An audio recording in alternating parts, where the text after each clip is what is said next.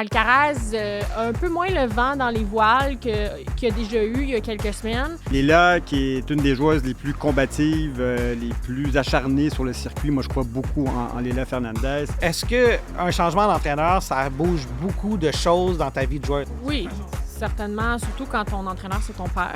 Oui, C'est...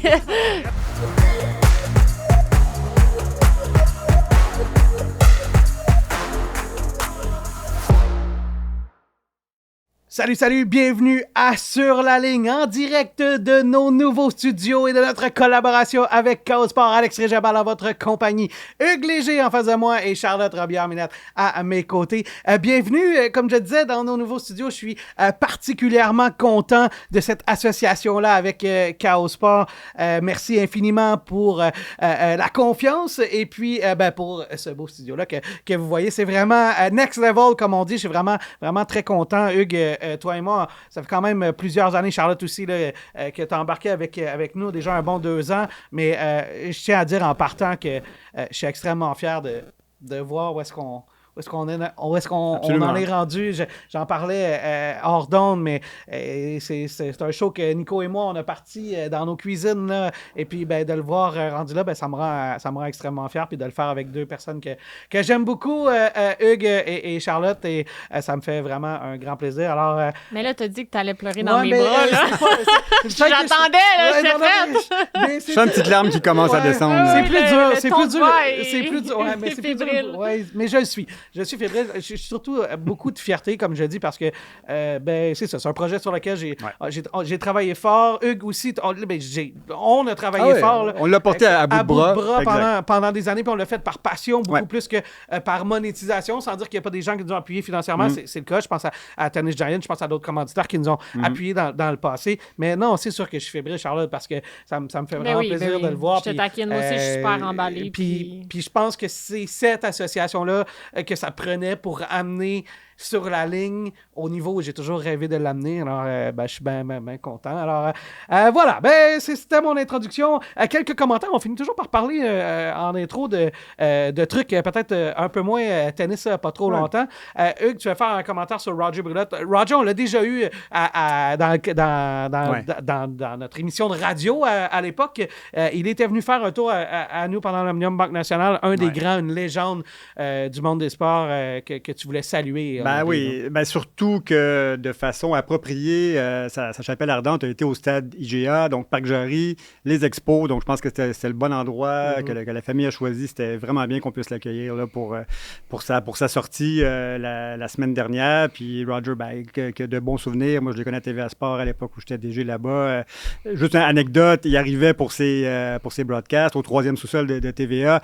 Il descendait avec ses peanuts puis son popcorn. Il s'installait pour décrire un match de baseball. C'était parfait. Donc, salut Roger, où que tu sois. Puis tu sais, Roger, c'est le gars du peuple, là, que tu sois la plus grande vedette de la station de télé, ou que tu sois le rédacteur ou le caméraman. C'était bonjour, puis jasait comme si t'étais son ami. Moi, j'allais son numéro de téléphone à Roger Brulotte, puis je pouvais l'appeler, là, puis il répondait. Là. Puis on parle d'une des plus grandes légendes des médias sportifs du Québec. Alors, bonsoir Roger. Ce sera notre petit bonjour, notre petit bonsoir à toi. Et puis, c'est un honneur de travailler avec toi, on le pense sincèrement. Et avant qu'on parle un peu de tennis, un commentaire sur les 50 buts de Cole Caulfield? Oui, c'est un chiffre magique à Montréal. Moi aussi, je me suis fait prendre dans cet énervement-là, cette fébrilité-là. J'adore le hockey. Mais il y a une frénésie autour de ça. C'est fou, on le sent. Tout le monde en parle, tout le monde attendait le 50e. Quand c'est arrivé, on dirait qu'il y avait comme un effet magique. On va tous se souvenir où on était. Absolument. Ouais. Absolument. Mais c'est le fun quand cette ville-là, cette frénésie-là, cet esprit-là qui va se poursuivre durant les séries bientôt. On adore Montréal dans ce temps-là. Puis on n'a pas vécu ce genre d'espoir-là puis de positivisme qu'on voit autour des Canadiens en ce moment. Fait que c'est pas mal. Il y a Suzuki aussi qui a fait 100 points. Ouais. On dirait qu'il y a plein d'histoires. Puis Slavkovski, 30 buts. Ouais. Donc, on a vraiment un conte de fées un peu en ce moment. Clairement. Puis là, les séries s'en viennent, donc c'est excitant pour le sport en général. Aux autres podcasts de hockey, Charlotte fait dire qu'elle est disponible pour aller parler de hockey avec vous. C'est une athlète professionnelle. Elle peut sûrement ajouter à tous vos podcasts. Aucun problème. Elle est excellente avec nous. Je suis disponible. Ouais.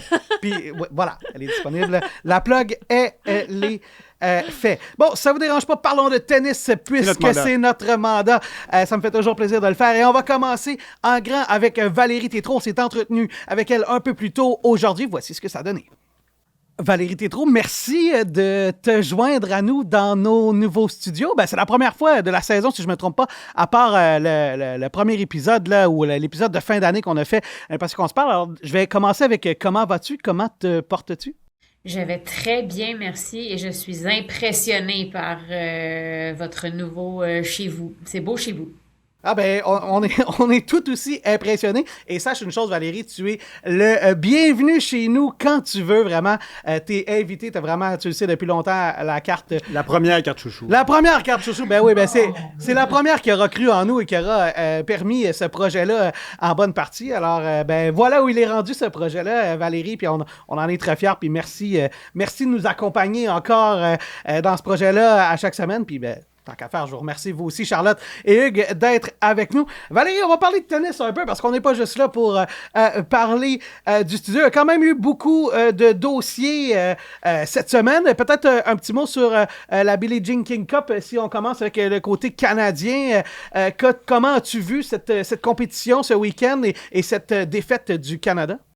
On savait que ça allait être compliqué, là, étant donné qu'on n'avait peut-être pas nécessairement, disons, notre équipe A. Il nous manquait quelques joueuses et je pense que ça démontre quand même à quel point on a maintenant une équipe, par contre, qui a de la profondeur, là, parce que malgré le fait qu'il n'y avait pas Victoria Mboko, il n'y avait pas Leila Annie Fernandez, il n'y avait pas Gabriela Dabrowski, reste qu'on n'était pas loin, finalement, contre cette équipe kazakh. Personnellement, j'y ai cru jusqu'à la fin. Ça a été tout un match, le dernier de Bianca Andreescu. Dommage, de la manière que ça s'est conclu, évidemment, sur une double faute après une énorme bataille de plus de 3h30. Un match où on a eu droit à un peu de tout. La bonne nouvelle là-dedans, je pense, c'est de voir que Bianca, physiquement, elle est capable de tenir. Là. Donc, il y a un travail de fond vraiment qui a été fait parce que, pour ceux et celles qui dormaient alors que cette rencontre-là s'est mise en marche. Évidemment, il y avait eu un match de double avant et Bianca avait aussi joué le match de double. Donc, c'était quand même une grosse journée au boulot pour Bianca Andreescu. Et ça en est fallu de peu là, pour peut-être avoir un super retour du Canada. Mais là, ça veut dire évidemment qu'on devra rejouer au mois de novembre pour s'assurer finalement de pouvoir participer aux qualifications pour la saison 2027. Et c'est ce que j'allais te demander, et je vais en parler avec toi, Charlotte, aussi, après, si tu le veux bien, mais est-ce que c'est quand même rassurant ce qu'on a vu pour Bianca? Parce que, c'est l'état physique qui inquiète toujours, c'est pas le talent dans le cas de Bianca. Alors, est-ce que de la voir se battre sur le terrain-là, évidemment, c'est dommage comment ça s'est terminé, mais est-ce que de la voir se battre sur le terrain comme ça, dans une bagarre quand même assez physique, est-ce que c'est rassurant? Oui, je pense qu'il y a quand même de bons signaux là du côté de Bianca, comme quoi lentement mais sûrement elle retrouve ses repères. Moi, je salue en fait la voie qu'elle a choisie. Je pense que le processus est important et on l'a vu en début de saison participer à des tournois Challenger. À quelque part, ça demandait quand même une certaine humilité parce que ça demeure un nom. Elle est capable d'aller vers de plus gros tournois et probablement d'obtenir des laissez-passer, mais elle a accepté le fait qu'elle devait reprendre à la base. C'est ce qu'elle a fait. C'est ce qu'elle a fait avec du succès. Et là, elle y va étape par étape et en espérant comme ça qu'elle pourra continuer, évidemment, de progresser et surtout de rester en santé parce que ça a été, en fait, son plus grand défi depuis le début de sa carrière. Charlotte, évidemment, on se le cachera pas, et on le sait, là, c'est une de tes bonnes amies, Bianca, et sans que tu nous révèles des choses que tu n'as pas besoin de révéler, mais est-ce que... Je ne le ferai pas. Non, mais je sais que tu le feras pas.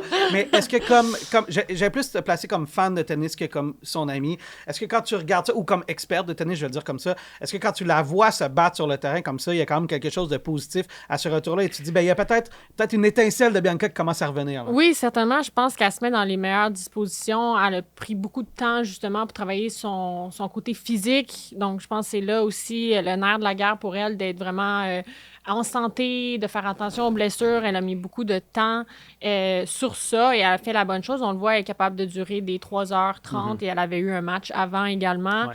Donc, elle se met dans les meilleures dispositions pour être capable de passer à travers ça, surtout sur terre battue aussi, où est-ce que c'est très physique, c'est très difficile physiquement, cardio, musculaire et les déplacements et tout ça. Donc, le premier commentaire que j'ai eu quand j'ai vu le match, je me suis dit « Wow, c'est crève-cœur. » Vraiment, ça fait mal. J'ai mal pour elle. Sachant en plus que tu joues pour ton pays. Mais c'est rassurant de voir qu'elle est capable d'aller jusqu'au bout et qu'elle semblait quand même bien malgré tout. Ouais. Je vous rappelle qu'il y a toujours 2 façons de suivre les contenus de KO Sport, soit en s'abonnant au ko-sport.tv. Vous avez droit à différentes primeurs, des offres spéciales, des rencontres avec les animateurs de la station. Sinon, vous pouvez toujours nous suivre sur YouTube. Alors, abonnez-vous à notre chaîne. À bientôt! Bon, intéressant de ce côté-là. On verra au mois de novembre qu'est-ce que ça va donner, hein, Valérie, parce que, bon, au mois de novembre, il y a beaucoup d'incertitudes. Est-ce qu'on va avoir les meilleures joueuses qui vont se battre? Peut-être qu'Mboko va se battre pour les finales de la WTA, rendue dans ce coin-là. Est-ce qu'elle sera disponible si elle est là? Évidemment que ça pourra aider une Leila pour la qualification. Alors, on pourra s'en reparler d'ici là. Un petit détail, mais j'étais rassuré de l'avoir joué avec des supports aux 2 chevilles. Tu parles de Bianca, oui. Elle a souvent eu des blessures. On l'a vu encore à l'Omnium en 2025. Elle avait des braces aux 2 chevilles. Je pense que ça peut la rassurer et la stabiliser un peu. Oui, c'est sûr que ça rassure mentalement aussi parce que je me suis déjà fracturé la cheville quand j'étais jeune et après, j'ai fait beaucoup de physio et de renforcement, mais je mettais quand même ma chevillère. Mais il y a quand même l'endos de la médaille de dire... Les chevillères font en sorte aussi que tu n'es pas en train nécessairement de la renforcer. Exact. Puis je sais que les spécialistes me disaient souvent, c'est bon pour au début peut-être pour te rassurer justement émotionnellement dans ta confiance. Pas trop souvent. Mais il faut que tu habitues ta cheville à bouger aussi dans des conditions qui sont normales et non toujours l'avoir. Donc je pense que c'est une bonne chose.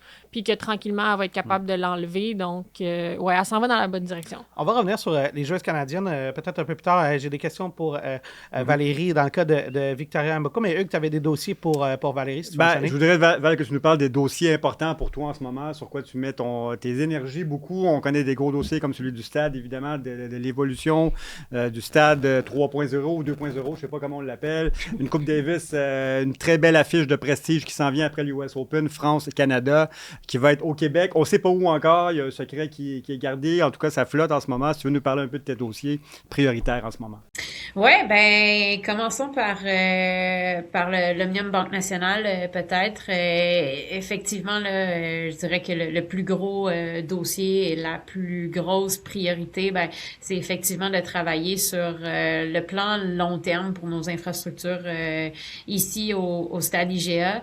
On avance bien quand même dans nos conversations avec la ville, avec également le gouvernement fédéral. C'est sûr que du côté de Québec, bon, le contexte actuel, on était en attente, comme bien des gens, de voir qui allait être nommé comme notre prochaine première ministre. Maintenant, on le sait, mais on continue donc de regarder évidemment les options, et ça prend quand même pas mal de montant, mais c'est positif.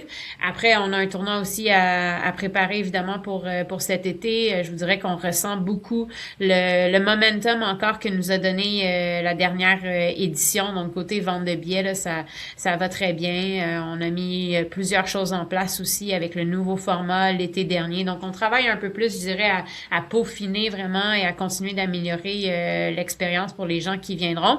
Gros projet quand même avec l'ajout de ce que nous on appelle les murs LED, là, donc en panneaux numériques tout autour du cours central. Ça fait des années qu'on en parle. On les attendait. Oui, Hugues les réclamait là, depuis des années. HLF Valérie Tétrault avec ça depuis en fait, des années. C'est rendu jusqu'à moi, puis là j'ai dit, si Hugues le réclame, on n'a pas... Exact. En fait, je pense qu'on était le dernier ou un des 2 derniers Masters 1000 sans les panneaux digitaux. Vous les avez appelés les panneaux Hugues Léger, hein? Je pense que c'est ça qui est écrit en haut. Hein? Exactement. Il y a une pub qui va passer aussi au nom de Hugues, juste pour le remercier. Mais non, mais sans blague, c'est vrai qu'on est maintenant le dernier Masters 1000 à faire cette transition-là. Il était temps qu'on la fasse. Ce sera fait seulement à Montréal pour cet été. Et après ça, on verra aussi ça du côté de Toronto à partir de 2027.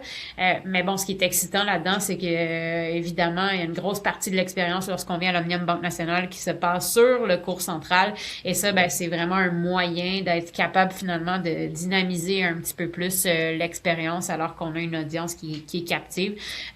Donc, première année là-dessus et ça m'emballe. Et après, Hugues, t'en as parlé, mais oui, effectivement, la Coupe Davis, on regarde ça avec grande attention présentement. Ce sera 18-19 septembre, donc peu de temps, évidemment, après les internationaux des États-Unis. Bon, on pense à septembre. Dans les dernières années, on a quand même eu du beau temps en septembre, ce qui fait en sorte qu'on pouvait considérer le scénario, effectivement, de jouer ça à l'extérieur sur le cours central du stade IGA. J'ai envie de dire que c'est la rencontre la plus excitante qu'on a eue depuis très longtemps quand même. Me vient en tête, une autre rencontre contre la France qu'on avait joué à Vancouver en 2012, si je ne m'abuse. La fois de Frank Dancevich, hein? C'est Frank Dancevich qui avait joué les héros. Exact. On a joué contre la Grande-Bretagne du côté d'Ottawa dans un match qu'on tente encore d'oublier avec l'incident qui s'était produit avec Denis Shapovalov. Mais bon, je pense qu'il va se passer quelque chose de spécial dans ce duel-là Canada-France. Et d'autant plus que là, on voit que notre meilleur joueur, Félix Auger-Aliassime, depuis qu'on sait qu'on va affronter la France, est quand même vocal lorsque vient le temps justement de donner ses impressions sur cette rencontre à venir. Et ce que j'ai aimé, c'est que là, du côté de Monte-Carlo, en conférence de presse d'après-match, il est allé carrément dire qu'il allait être là, qu'il allait jouer la rencontre et qu'il avait hâte de voir justement si ça allait être du côté de Montréal ou encore du côté de Québec. Du côté de Québec, l'option qu'on regarde, c'est le centre Vidéotron. Option fort intéressante, évidemment, parce que c'est un bel amphithéâtre qui est récent. Ça nous permettrait de jouer à l'intérieur et je pense que ça pourrait être un petit avantage quand même, connaissant la fiche de Félix à l'intérieur. Rappelons que toutes ces victoires, tous ces titres sont venus en intérieur. Exact. Alors, c'est pas à minimiser. Et je vous dirais que ça fait quand même longtemps qu'on se dit, à un moment donné, ce serait le fun de pouvoir réussir à jouer à Québec pour Félix, alors qu'on sait que, il vient de là, que son papa est là. Donc, ce sont les deux options qu'on a toujours sur la table. On continue nos pourparlers avec le centre Vidéotron. C'est sûr qu'on est dans une situation un peu particulière où, comme promoteur, on est propriétaire, si on veut, quand même, d'un stade. Et donc, il faut trouver un modèle là, financièrement qui nous amène à être compétitif avec ça du côté de Québec. Mais on met beaucoup d'efforts parce qu'on pense que ce serait tout un événement si on pouvait amener ça du côté de Québec. Écoute, Valérie, moi, je les connais bien à Québec. Là, Tommy, Marie-Dominique, toute cette gang-là du centre Vidéotron, je les connais très bien. Je vais leur parler. J'aimerais ça. Pour vrai, Québec, de un, il y a un super historique de tennis à Québec. Oui. Là, ça fait un petit bout là, qu'on s'est retiré de Québec, mais dans le temps, il y avait quand même un gros tournoi où les Venus, les Sharapova, les Serena. Je me demande si Serena Williams, c'était pas son premier tournoi professionnel à Québec, là, alors qu'elle était encore adolescente. As-tu joué à Québec, toi? Oui, j'ai joué à Québec. Tu as sûrement joué à Québec. Val aussi, tu as sûrement joué le tournoi de Québec. À l'époque, Jessica Pegula est passée par là. Je veux dire, il y a un méchant historique. Puis en plus, là, l'Université Laval qui vient de bâtir des nouveaux. D'ailleurs, Frédéric Bérard là, à l'Université Laval me disait qu'il faudrait qu'on invite des athlètes de l'Université Laval sur le show. Ça viendra éventuellement. Mais il y a tout un historique de Québec. Puis tu le sais, le tennis avantage est à quelques kilomètres, à peine 2-3 kilomètres du centre Vidéotron. Alors, on est vraiment pas loin. C'est un très bel aréna, c'est un très bel amphithéâtre. Moi, je serais pour ça un petit... Alex a fait son pitch de vente pour Québec. On voit qu'il y a une préférence de ce côté-là. Une légère préférence, hein? Oui, il a donné toutes les raisons pourquoi je connais les beaux hôtels, les bons restaurants à Québec. Je vais vous arranger ça la fin de semaine. C'est un peu plus compliqué que ça, je pense, pour Valérie. Mais moi, ce que j'ai pensé quand on a dit Coupe Davis, France-Canada, j'ai tout de suite pensé à Gaël. Ouais. Gaël, mon fils, qui joue sa dernière... Évidemment, on ne sait pas qui va jouer nécessairement pour la France, mais on parle de rencontres mythiques et vraiment intéressantes, captivantes pour les fans.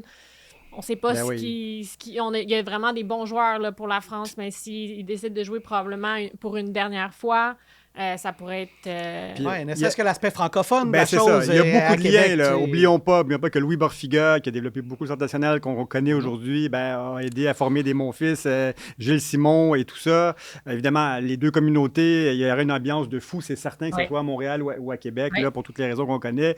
Gabriel Diallo a le même agent que Mpechi Péricard, qui jouerait peut-être du côté français. Il y a beaucoup de lieux communs entre les deux pays au tennis. Mais là, on parlait que Félix est très bon sur le dur intérieur. Oui, mais il faut garder en tête aussi que Hugo Humbert est très bon aussi. Oui, puis Arthur Fils, veux-tu vraiment jouer Arthur Fils?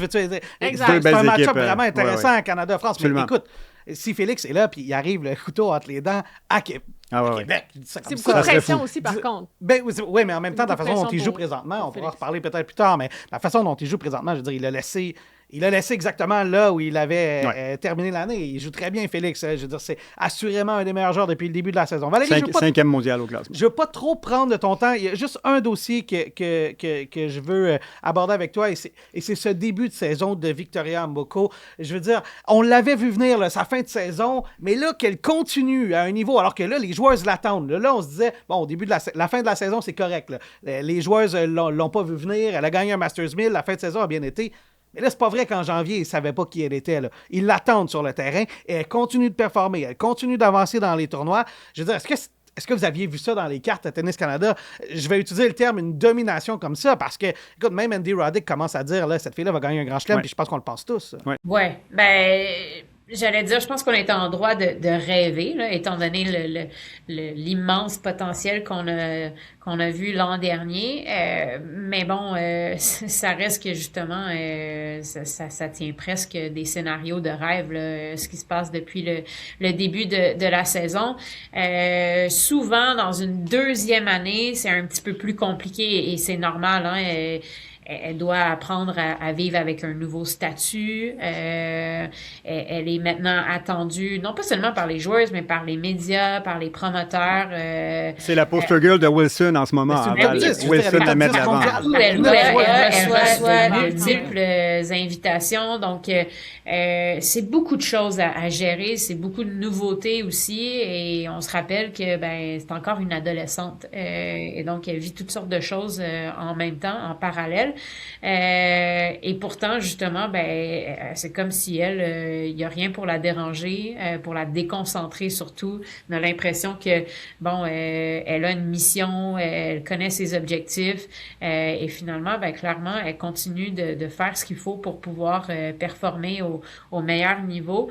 Donc, on a l'impression qu'avec elle, là, c'est pas juste un passage qu'elle fait en ce moment dans le top 10 mondial, mais que elle vient de prendre sa place pour pouvoir s'y installer pendant longtemps. Et effectivement, même à travers ses matchs contre Sabalenka, on sent une progression, ce qui nous amène à dire qu'elle a le niveau en ce moment pour être considérée parmi les favorites pour remporter un tournoi du Grand Chelem, pas juste dans les prochaines années, ça c'est clair, là. Mais même cette année, c'est à consider. Oublions pas qu'elle a battu Rybakina, championne en Australie. Donc, elle a battu Andreeva. Il n'y a plus personne. Elle a raison d'avoir peur de personne présentement, tu sais. Elle a fait plus qu'une fois aussi. Elle a battu Rybakina ici à Montréal en sauvant une balle de match. Puis là, elle l'aurait fait encore cette année. Donc, elle a prouvé qu'elle a sa place. Puis justement, là, les joueuses la connaissent. Puis ça change pas les résultats non plus. Exact. Donc, ça prouve qu'elle a vraiment le potentiel pour continuer de grimper. Valérie Tétrault, directrice de l'Omnium Banque Nationale, mais surtout amie du podcast Sur la ligne. Merci infiniment de t'être joué à nous. Tu reviens quand tu veux. On te laisse aller rejoindre la famille, les enfants et terminer ta journée de travail. Merci infiniment de t'être joué à nous. Merci beaucoup. Et là, j'attends ma carte physique chouchou, là. Hugues a débloqué un budget pour ça. On t'arrange ça. Il vient de prendre une note. Je l'ai vu. Carte avec un gros cercle. J'ai écrit petite carte. Petite carte. Petite carte. Merci beaucoup, Val. Merci beaucoup à vous. À bientôt. Merci une fois de plus à Valérie Tétrault. C'est toujours un grand plaisir de l'avoir avec nous. On est vraiment honorés. Puis, tu sais, je le disais pendant l'entrevue tout à l'heure, elle nous a appuyés depuis jour 1, Valérie. Quand je l'ai appelée pour partir ce podcast-là de tennis, il y a déjà 7 ans ou presque, c'était durant la pandémie. Tu sais, je trouve ça toujours intéressant de l'écouter parler, mais aussi d'avoir sa confiance. Je pense que c'est vraiment... puis moi, je l'ai vu progresser. Cool. Écoute, mi-trentaine. C'est toi qui l'as engagé à TVA. Engagé à TVA Sport, son premier boulot à temps plein après sa carrière de joueuse. C'est la meilleure embauche que j'ai faite de ma carrière, je le répète tout le temps. Parce que tu m'avais pas embauché, parce que j'étais déjà là. Tu étais déjà là, sinon ça aurait été toi, Alex. Mais écoute, mi-trentaine, directrice du tournoi, vice-présidente de communication de Tennis Canada, chapeau Valérie, c'est déjà une grande dame du sport, du management du sport au Québec et au Canada. C'est une icône, je veux dire. On a beau parler de la place des femmes dans le sport, puis je ne sais pas nécessairement à faire le débat là-dessus ou d'appuyer là-dessus plus qu'il faut, mais il reste qu'une joueuse, elle a été joueuse d'abord professionnelle, elle a été une des bonnes directrices des communications avec lesquelles j'ai travaillé. J'ai travaillé hommes-femmes confondus. Ouais. Et là, qu'elle soit directrice d'un des plus gros événements de sport au monde, ça me fait même pas peur de le dire. L'Omnium Banque Nationale, si vous pensez que c'est pas un des plus gros événements, vous vivez dans une grotte. Là. Un des plus grands événements de sport au monde, Masters 1000, WTA 1000, tournoi que Charlotte a d'ailleurs joué par ailleurs. Plus que toi et moi, en tout cas. On pourra en reparler parce que Charlotte, elle l'a joué officiellement. Elle n'a pas dû payer un montant un mardi. Pour louer le terrain. Réserver un terrain. Là. Non, elle était invitée à jouer, la chanceuse. Ben voilà. Je suis toujours bien content d'avoir Valérie Tétrault avec nous et on la salue une fois de plus et merci pour cette entrevue. Maintenant, parlons un peu d'actualité parce que on a eu une finale du côté de Monaco, celle qu'on attendait, celle qu'on voulait entre Carlos Alcaraz et Jannik Sinner. Charlotte, je commence avec toi. Qu'as-tu pensé de cette finale-là entre les deux grandes têtes du tennis présentement? Ben, c'est intéressant de les voir s'affronter une fois de plus. Ouais. C'est une rivalité vraiment qui impacte notre génération. Je veux dire, ils se partagent les grands chelems depuis 2 ans. Ils ont tous gagné.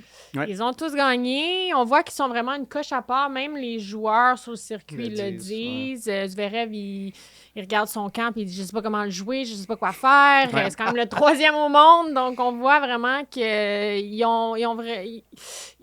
ils sont au top en ce moment et ils sont là pour rester, selon moi. Le match, je te dirais que j'ai pas trouvé que c'était le meilleur match des deux. Évidemment, il y a la finale. La dernière fois qu'ils avaient joué sur terre battue, qui était la finale à Roland-Garros, qui est un match historique. Donc, on peut pas comparer ça à ça. Mais par contre, c'était venteux. Donc, c'est sûr que c'était pas le meilleur match, les meilleures conditions pour les deux joueurs. Sinner, je crois qu'il s'est le mieux adapté à cette réalité de la météo cette journée-là. On voit aussi que Alcaraz a un peu moins le vent dans les voiles qu'il a déjà eu il y a quelques semaines. Est-ce qu'il perd la motivation? Il a laissé un peu sous-entendre ça. Il y a de la pression parce que, en fait, il y a 4300 points à défendre pendant la saison de terre battue, tandis que Sinner en a 0. Exact. Sinner était suspendu, donc il n'a pas joué. Donc, dès que le tournoi avançait, on voyait que là, probablement que Alcaraz allait perdre son titre de numéro 1 mondial. Exact. Il l'a dit lui-même, ça s'en vient. Je ne sais pas si ça sera ce tournoi-ci, mais je sais que ça va venir éventuellement. C'est arrivé. C'est arrivé. Les deux étaient à 66 semaines à égalité au numéro 1. Exact. Et là, on a vu que grâce à la victoire, c'est Sinner qui prend le dessus. Je sens que Sinner est très calme, très en contrôle de ses moyens.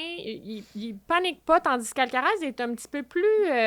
émotif, peut-être. Émotif. On le sait, c'est dans son caractère. Il est un peu imprévisible. Un petit peu plus imprévisible. Puis je sais pas si le fait qu'il aille changer justement son clan, son entraîneur et tout ça, ça l'amène une certaine fragilité chez lui, émotionnelle, dans sa confiance.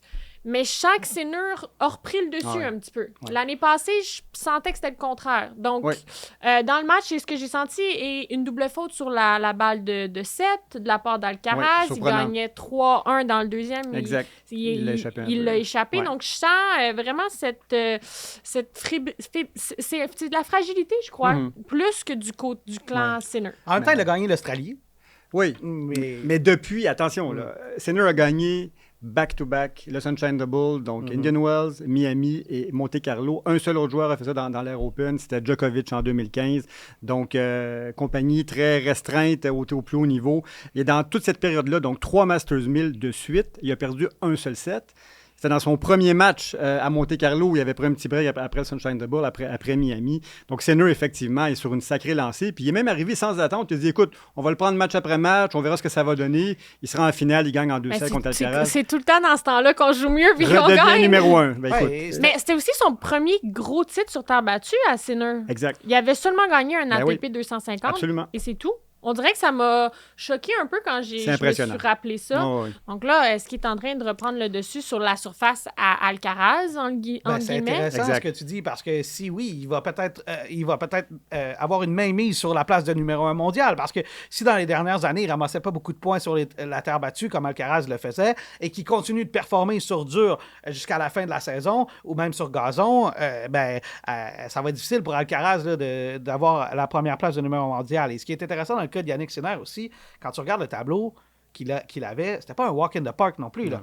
Hugo Humbert au premier tour, c'est quand même compliqué. Bon, Machac, ça a été compliqué comme match. Quand même pas un adversaire qui ressemble aux Aliassime, Zverev et Alcaraz. Exact. Alors, il avait quand même un tableau compliqué, là, Yannick Sinner. Bon, sans dire qu'il n'est pas meilleur que ces joueurs-là, mais c'était pas 4 no-name, comme on dit, pour gagner un tournoi d'une telle envergure. Puis généralement, Alex, je l'ai souvent répété dans le passé, celui qui gagne à Monte-Carlo est en bonne position pour gagner Roland-Garros. Parce que c'est celui qui est en forme naturellement sur terre battue. Je pense que Sinner aurait peut-être pas parié qu'il gagnerait à Monte-Carlo. Il le fait. Ça veut dire qu'il commence en pleine confiance cette série sur terre battue européenne. Il a vraiment réussi sa transition entre le dur et la terre battue, qui n'est pas toujours facile à faire, surtout pour lui qui n'est pas nécessairement un spécialiste de terre battue, entre guillemets. Donc, ça le met en bonne position.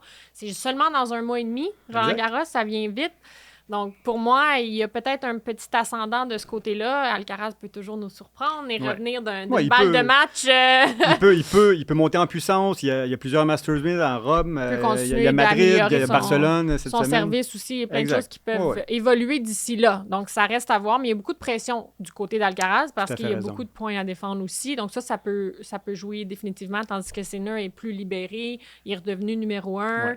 Il a le vent dans les voiles. Il a gagné 3 tournois de suite.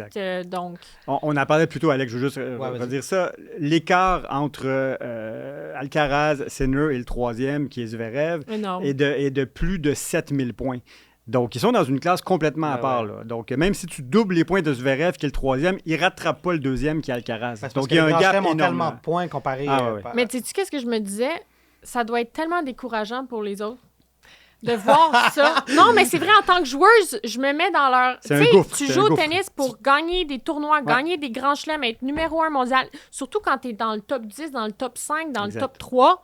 Mais là, sachant que c'est tellement inatteignable... Tu te dis, si je fais la demi-finale, c'est satisfaisant. Ben oui, certainement. Même Vachereau qui fait la demi-finale. Très belle semaine, Vachereau. Superbe semaine, mais en même temps...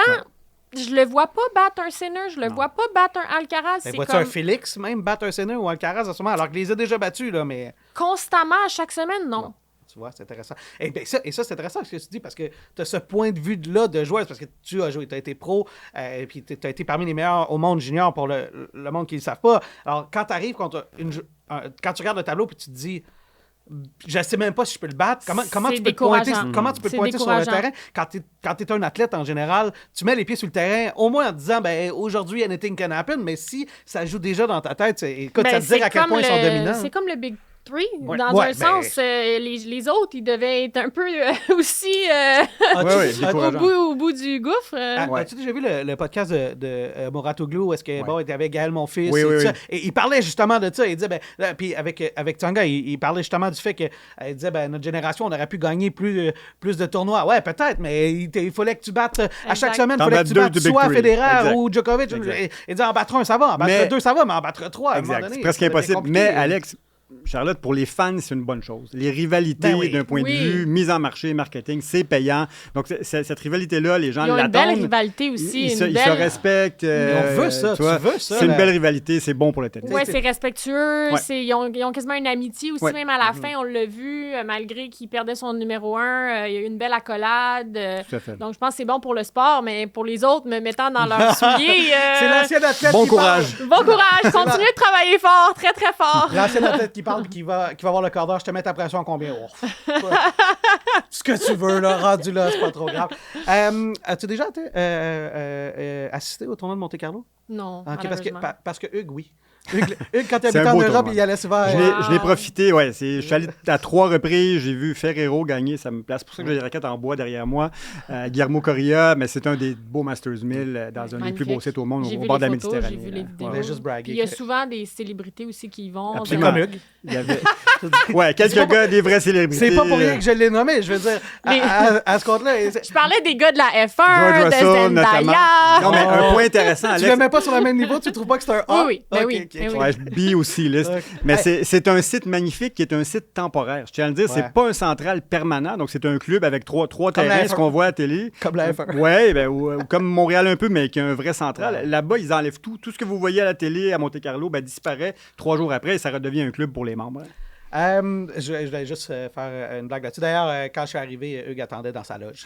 Ils ont fait une loge avec son nom, une étoile. Et moi, j'étais perdu dans le stationnement. On voit, c'est ça. on voit les différents Moi, niveaux. je crois que tu es une future A, hein, comme Hugues, et éventuellement, tu seras invité. Ça viendra. Oui, tu seras invité à Monaco, peut-être même qui sait. Avec le podcast. Ben oui. Je vais y aller. Un podcast live à Monaco, moi, je signe tout de suite. Hein. Regarde, on le met sur le compte de dépenses.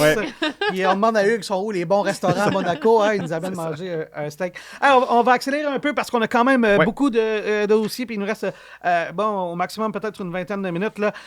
On a parlé de Sinner. Je veux quand même un petit mot sur Félix. C'est quand même un autre bon tournoi pour Félix Auger-Aliassime. Bon, si dans les dernières années, cette période-là, c'est à peu près à ce moment-ci de l'année, où c'était un peu plus compliqué, là, il faut dire, il livre la marchandise, et ça, depuis le début de la saison. Ouais. Il a connu toute une fin de saison. Est-ce que Félix, honnêtement, pour encore continuer à monter au classement, même s'il a beaucoup de points à défense d'ici la fin de l'année, vous voyez comment son début de saison et puis ce qui s'en vient pour lui? Charlotte, je commence avec toi. Je pense que ça va bien. Je suis contente de ce que je vois. Je pense qu'il est constant. Il y a eu un bon début d'année avec 2 finales. Ouais. On voit qu'il retrouve ses sensations. On voit aussi qu'il est plus relâché. Je sais pas si vous voyez ça aussi, mais moi, je le connais aussi. Dans son attitude, pas juste dans son tennis. Beaucoup plus à l'aise sur le terrain. Oui, beaucoup moins crispé. Ouais. Je crois fermement que ça va lui aider, justement, à son état d'esprit un peu plus relâché, un petit peu plus ludique, un petit peu plus... j'ai du plaisir, puis je me laisse aller, parce qu'il y a une personnalité qui est quand même assez réservée, sérieuse sur le terrain. Il a toujours été comme ça, même dans les juniors aussi. Et là, on l'a vu danser. À l'UTS. On l'a vu... chanter même un peu de Céline Dion. Chanter de Céline Dion. Mais blague à part, ça a un impact sur comment tu es sur le terrain. Des fois, de juste pas se prendre trop au sérieux puis de se laisser aller. De jouer un peu plus relâché aussi. Donc, il y a un bon début. Là. Il est 7e pour la course. 5e au classement, 7e à la race. Exact. Donc, meilleur classement, 5e au monde. Un titre déjà cette année à Montpellier. Exact. Je pense que lui, le plus important, ça va vraiment être sa régularité. Donc, des fois, on voit qu'il est un peu... c'est une bonne semaine, une moins bonne, et on sait que c'est difficile, le tennis, d'être bon à chaque semaine, évidemment, mais si on veut, comme on discutait, compétitionner avec des Sinner et des Alcaraz sur toutes les surfaces, à toutes les semaines, je crois qu'il va devoir être un petit peu plus constant dans ses résultats et de battre les joueurs à l'extérieur du top 10 régulièrement. Exact. Sans que ça soit un frein ou une crainte majeure au premier tour ou au deuxième tour, surtout en Grand Chelem ou en Masters 1000 où ça a bloqué souvent. Moi aussi, je le sens beaucoup plus relâché, beaucoup plus à l'aise.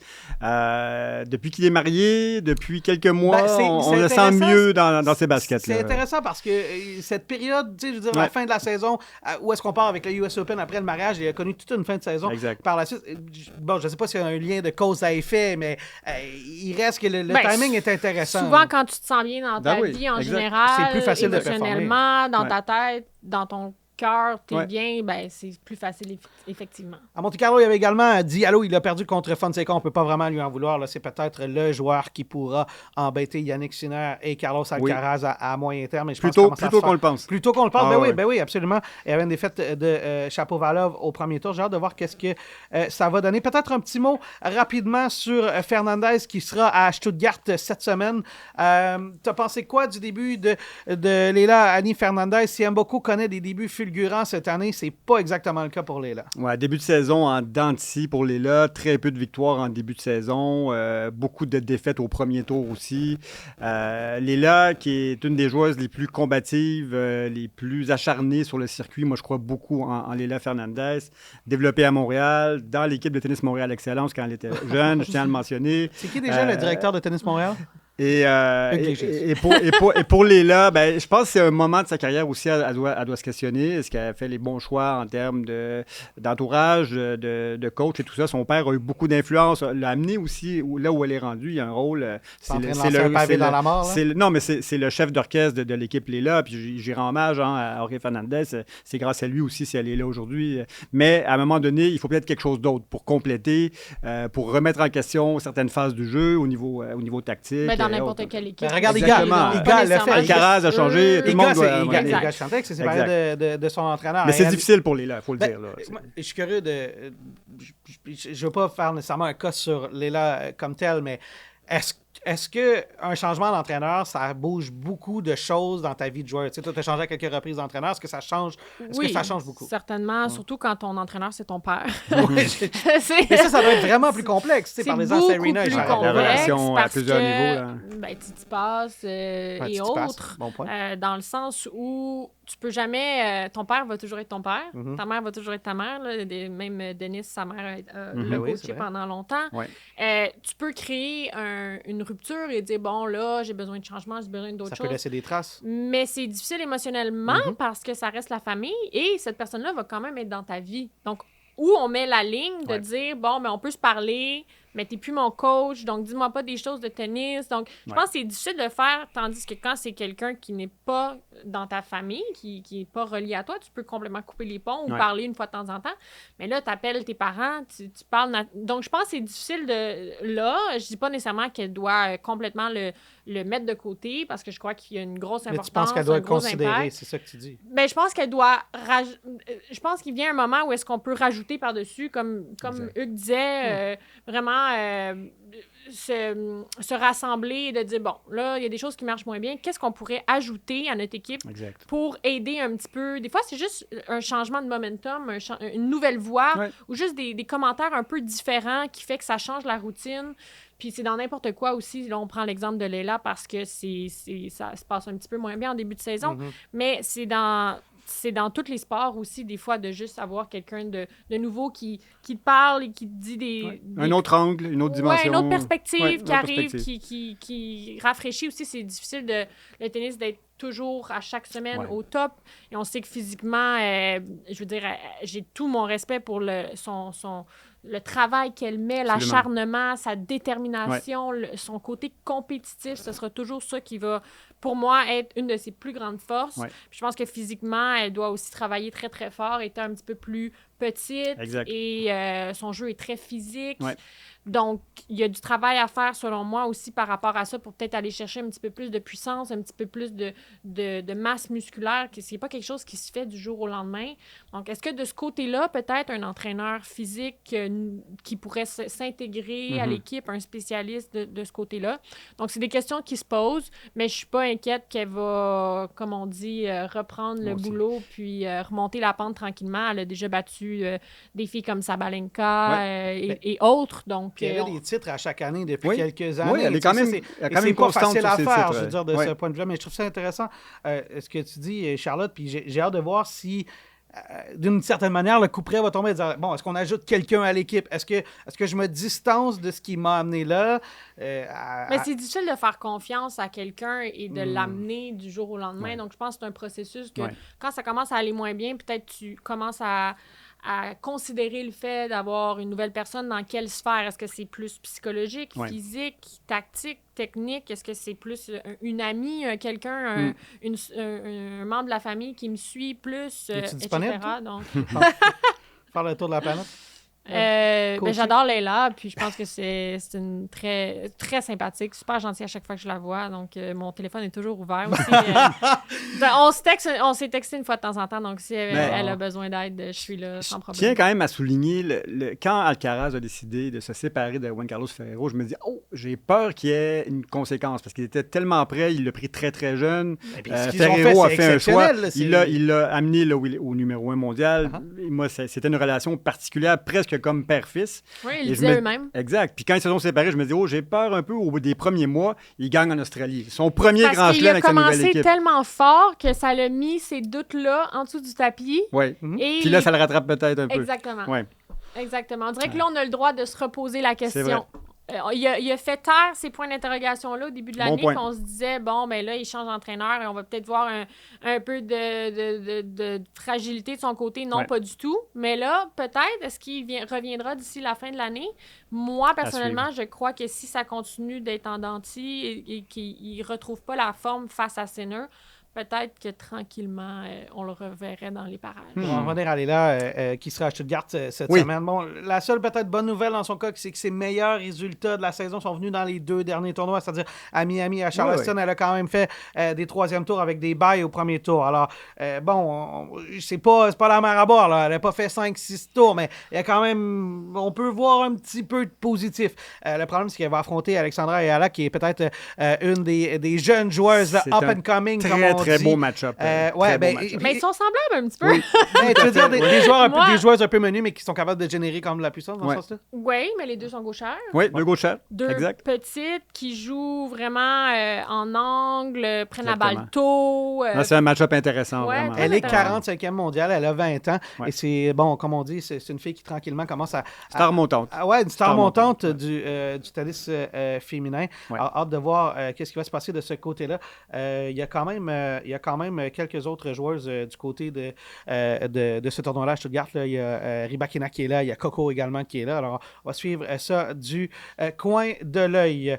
Je pense qu'on a fait pas mal le tour du côté de ce qui était la Billie Jean King Cup. On en a parlé beaucoup avec Valérie Tétrault. Je voulais faire un passage rapide sur l'UTS, Hugues. On a parlé vite de Félix, mais est-ce que c'est un format qui t'intéresse, toi, l'UTS, en partant? Oui, c'est une curiosité, mais je comprends la démarche de Patrick Mouratoglou, qui est le producteur qui a inventé ce format-là pour aller chercher une clientèle 18-34 qui fait quand même défaut au tennis. C'est un sport de 40 ans et plus qui est avec des gens fidèles, passionnés, payants aussi. La transition vers une clientèle 18-34 qui a moins peut-être de patience pour voir des matchs de 2-3 heures, que ce soit à la télé ou live, n'est pas nécessairement réussi, je dirais, en général en ce moment. Donc, c'est un format plus court avec des jokers, avec des nouvelles façons de compter les points. Presque, un peu jeu vidéo que Félix Auger-Aliassime a gagné aux arènes de Nîmes en France, dans le sud de la France, dans un site incroyable, une arène romaine en fait. Là. Donc Félix a gagné ce tournoi-là qui est un peu un tournoi exhibition, donc le Ultimate Tennis Showdown. Moi j'aime bien ce laboratoire-là pour amener peut-être des innovations au tennis au niveau des points puis de différents aspects pour amener une clientèle plus jeune en fait. En une minute, Charlotte, c'est un format qui t'allume? Toi, tu es une joueuse, une puriste peut-être. C'est un format qui t'allume? Une minute. Oui et non. Je trouve ça intéressant de voir le côté un petit peu plus personnalité des joueurs qui se laissent aller. Justement, on parlait de Félix un petit peu plus tôt. Et ça, il s'en est jamais caché, Mouratoglou. C'est ce qu'il voulait faire. Oui, il voulait amener justement les plus jeunes à regarder le tennis, ce qui est bien aussi. Donc, un nouveau public, mais aussi amener tu sais, le tennis, c'est très sérieux. Traditionnel. Très cadré. Protocolaire. Exactement. Exact. Et là, on veut défaire ça un petit peu sans dénaturer le sport, parce que le tennis restera toujours comme ça. Mais ça l'amène de voir les joueurs aussi se laisser aller, moins de pression pendant une semaine. On sait que la pression est énorme à chaque fois qu'ils arrivent dans un tournoi, des points à défendre, les commanditaires, les ci, les ça, et les fans. Et là, ils peuvent peut-être un petit peu plus profiter du moment. Puis, tu sais, je dirais pas à chaque semaine, mais une fois de temps en temps, je pense que c'est rafraîchissant de voir ça. Ce qui est intéressant dans le cas de Félix, c'est qu'il connaissait déjà un bon début de saison et sans que ça compte au classement, ben ça reste quand même des sensations positives. C'est-à-dire de gagner, tu sors de là avec le sourire, avec une bourse, et tu as quand même gagné. Alors, et une semaine sur terre battue rouge, donc qui est utile dans sa préparation pour Roland Garros. Oui, et quand on s'entraîne, on a du plaisir aussi, oui. donc c'est un peu semblable à l'état d'esprit. Donc oui, c'est bien. Bon, voilà. Alors, ta réponse a été plus nuancée que ça à quoi je m'attendais parce que quand je t'ai posé la question, ton visage faisait dire moyen. Mais c'est vrai qu'il y a un clash entre les puristes, l'historique et cette nouvelle approche-là. Il y a des avantages pour le sport, pour les joueurs. Je pense que les joueurs aiment le jouer. Ils le voient vraiment comme un jeu, à la limite une pratique. Mais ils le feraient pas chaque semaine. Ben, ça, c'est intéressant. On en reparlera. Il faudrait qu'on pose la question aux joueurs. Mais moi, je suis trop compétitive. Tu peux pas me poser cette question-là. C'est vrai. Peut-être faudrait qu'on organise l'UTS Québec avec Charlotte Robillard-Minette. Je suis trop sérieuse, là. Non, je pense pas. Non, je pense que j'ai un peu de plaisir. Au contraire, je pense que tu serais parfaite pour ça. Oui, effectivement. Maintenant, je serais parfaite pour ça. Tu serais vraiment parfaite pour ce genre de tournoi-là. Hugues Léger, merci infiniment pour ce premier épisode dans nos nouveaux décors à Chaos Sport. Et ça me fait un grand plaisir de te remercier également, Charlotte Robillard-Minette. Et comme c'est la tradition, Charlotte, je vais te donner le mot de la fin. Mais c'est pas Hugues d'habitude. C'est Hugues quand il est juste avec moi. Mais ouais, non. On va finir en beauté. On va finir en beauté. Bon tennis, Hugues. Bon tennis, Alex. Bon tennis, tout le monde.